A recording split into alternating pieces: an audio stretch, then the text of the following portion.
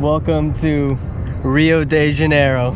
We are on Sugarloaf Mountain right now, overlooking Guanabara Bay. I'm doing a video on the preservation of the Bay Area. In 2016, you had the Olympics.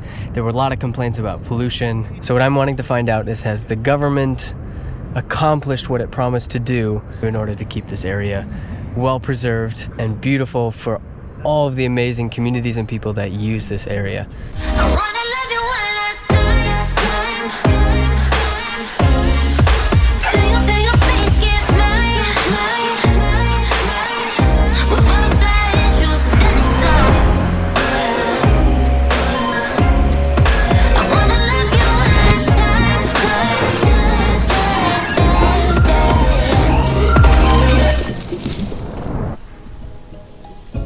Guanabara Bay is the second largest bay on the coast of Brazil, located in the state of Rio de Janeiro.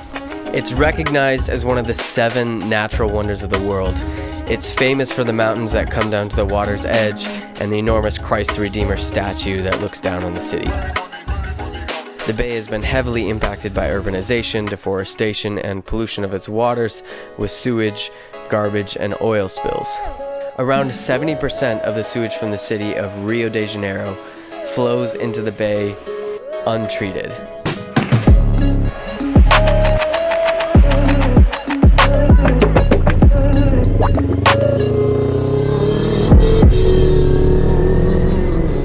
Morning, everybody. Hi, guys.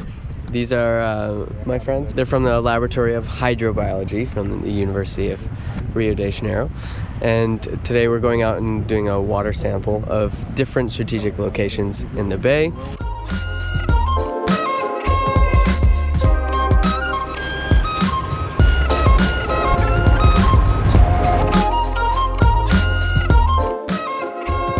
And this is the area where there's little to no oxygen in the water at all. We don't have oxygen in water here. Almost no oxygen in the water here. You don't have too much life here. You have bacteria, archaea. It's very poor environment because of this degradation. Yes.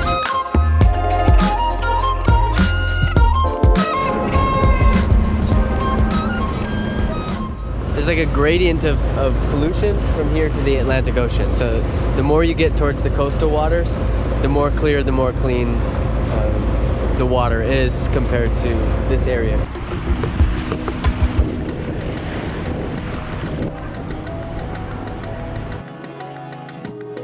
Hi, my name is Rodolfo Paranhos. I'm professor of marine biology here in Federal University of Rio de Janeiro. Sí. We are doing research of water quality in Guanabara Bay for the last 22 years. It's very hard to sustain a long-term research in a country that there's no tradition to long-term fundings.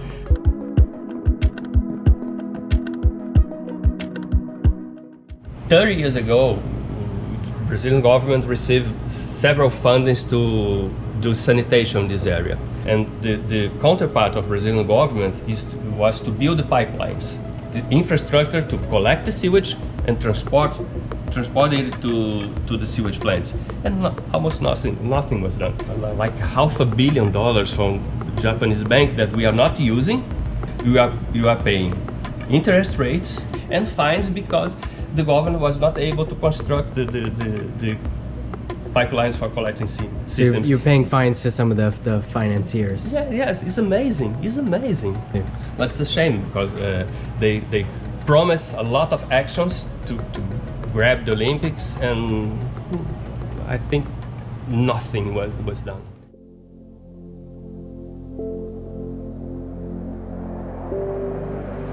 The dolphins that live here and eat animals from the bay, the dolphins are considered the most contaminated dolphins in the world. Wow. So the bay participates in life cycles of several species, fishes, crabs, shrimps, that have strong commercial interest. Sí.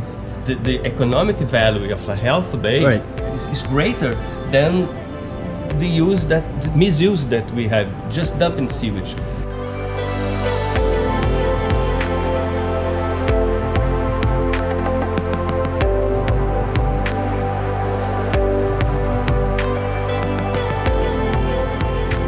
So I want to show you the mangroves, one, because I don't want to show only trash. There's still a lot of life here. And second, because this ecosystem has been impacted by several oil spills in Guanabara Bay. Not many visitors cross to the east side of the bay to visit the mangroves, but there are still 90 square kilometers of mangrove system bordering the inner margins of the bay, which includes the Guapamirim Environmental Protection Area, which is exactly where we're headed.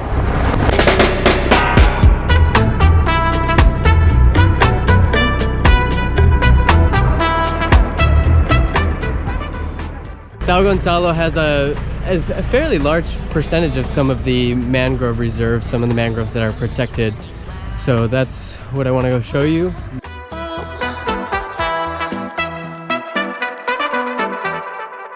And one of the first things I notice is there are a lot of crabs because the tide is low tide.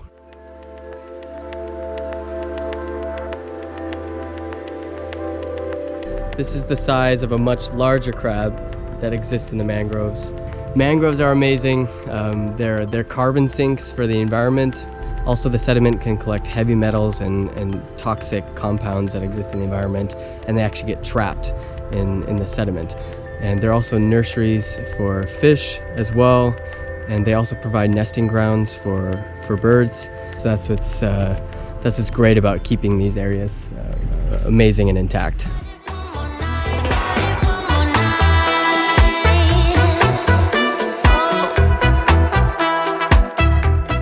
So I met a friend named Mateus in Rio. He's a Brazilian citizen and runs a sailboat company for tourists from all over the world.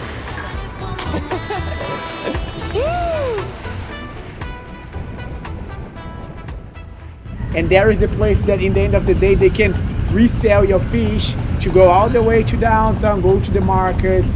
So that's why we see these trucks, you know, with these white metal trucks. They are they're shipping it, they're driving and shipping it downtown. Exactly. They come with ice, go back with the fish. Wow. Okay, so Mateus is just pointing out there's some trucks over here that come with ice to this area of Niterói, and the fishermen then put their catch of the day, their fish on the ice, and then they ship it back downtown to Rio de Janeiro. Yeah. It shows some of the fishing community and how people still in Rio de Janeiro live and eat off of the fish that's in this bay. Yeah. There's also what they call an eco boat that we passed by. Basically, it's one of the boats that was supposed to clean up the bay.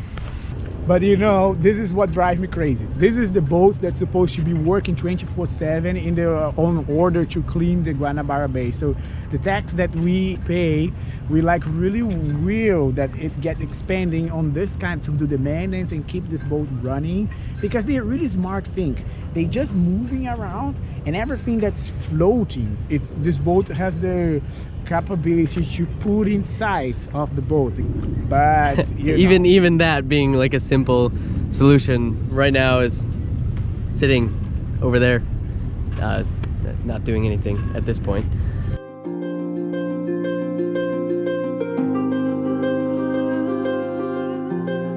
Despite enduring decades of severe environmental degradation, Guanabara Bay has the capacity to recover from these impacts, especially with the currents from the Atlantic Ocean that renew the bay waters. It may be possible to restore the bay's water quality if 80% of all domestic and industrial sewage are appropriately treated. The economic reasons to make these steps are strong: reduced hospitalizations from water-transmitted diseases, healthier commercial fishing, clean waters that are more inviting for tourism and water recreation. In the long run, it will cost more money to pay for the effects of polluted waters than to construct the sewage pipelines and treatment centers. So maybe someday I'll return to Rio and feel perfectly fine about jumping in. I mean, I did swim in it anyways and found fish and sea urchins and sea turtles, but at least there might be a little bit more peace of mind.